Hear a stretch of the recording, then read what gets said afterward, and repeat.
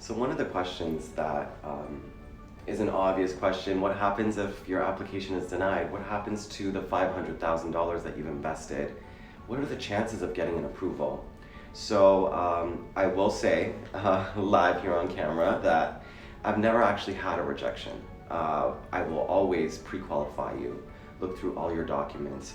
I have a good grapple on what the US government is looking for in terms of providing your approval. So if I sense you're not a good candidate for the program, I'll definitely let you know. I don't really want to waste your time nor mine in that regard. But if I take you on as a client, there is a fair likelihood, based on my track record, that you will gain your approval.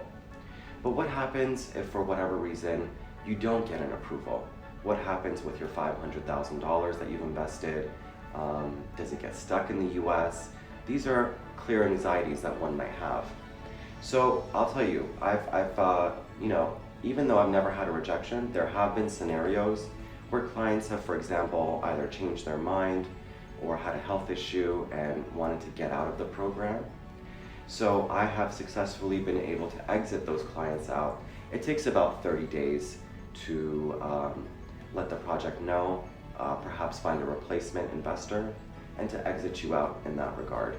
So if you do obtain a rejection, although it's unlikely, if you do obtain a rejection, I will help you. Again, I'm here to assist you from A to Z, and if necessary, we can sort of withdraw that money back to the original source, to the GCC or wherever it came from. So don't worry about that. That's something that I help my clients with, if in case you do receive a rejection. But naturally, in terms of rejections, the only other thing I'll say is, so long as I can prove up a clear source of funds, the acceptance rate for this government program are quite high. They're listed on the government website and updated every quarter, so I can go through those numbers with you as well.